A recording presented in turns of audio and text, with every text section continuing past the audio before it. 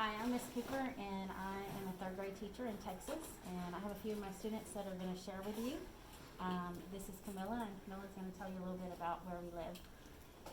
Hi, I'm Camilla, and we live in Ben Austin, Texas. Ben Austin is north of Dallas. Dallas is 45 or an hour to get. It takes 45 an hour to get there.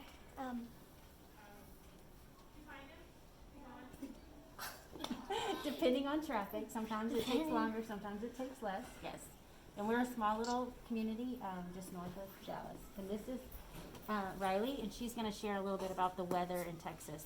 Hello, my name is Riley. Last week it was really snowy, and there were 4 inches of snow. And this week it's really hot, and it's been in the 60s. And today it's really rainy.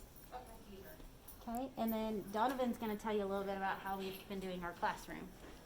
I'm really glad we went to school instead of doing virtual school, and when I heard about it, I was really glad to see my friends and just be face to face in school. All right, and then this is Reed, and he's gonna read for us, and he's gonna read one of my favorite books, Stand Tall, Molly Lou Mellon.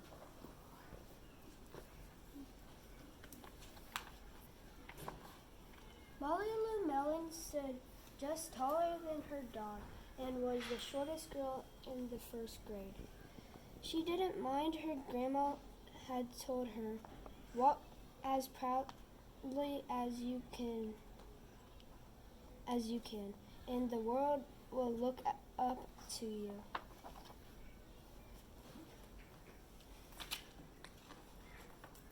So she did. Molly Lou Mellon had buck teeth that struck out so far she could stack pennies on them. She didn't mind her grandma had told her, "Smile big and the world will smile right alongside you." So she did. Molly Lou Mellon had a voice that sounded like a bullfrog being squeezed by a boa constrictor. She didn't mind her grandma had told her, "Sing out clear and strong, and the world will cry tears of joy." So she did.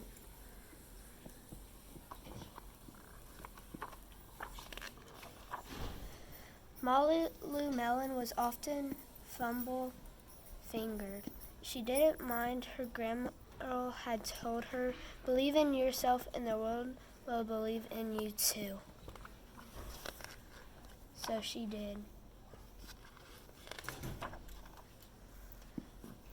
Then Molly Lou Mellon moved to a new town. She had to say goodbye to her grandma and all of her friends, and start in a new school. On the first day of school, Ronald Durkin called her Shrimpo in gym class. When the game started, Molly Lou Mellon caught the ball, ran under the legs of Ronald Durkin, and scored a touchdown. All the children thought, "Wow, she's good," and Ronald Durkin felt very foolish. On the second day of school, Ronald Durkin called her Bucktooth Beaver.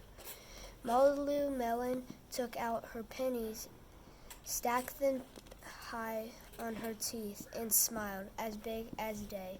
All the children smiled with a glee, and Ronald Durkin felt very foolish.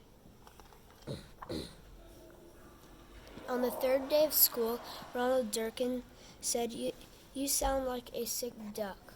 "Honk, honk," Molly Lou Mellon sang out a quack so clear and strong that it made Ronald Durkin somersault backwards, hit his head, and had to go to the nurse. All the children cried with joy to be free with Ronald Durkin for the rest of the afternoon, and Ronald Durkin felt foolish.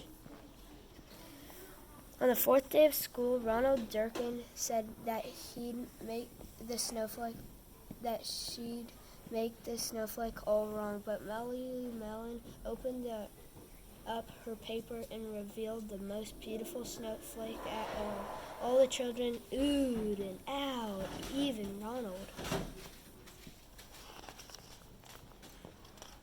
On the fifth day of school, Ronald Durkin brought Molly Lou Melon a stacking penny for her tooth and smiled at her.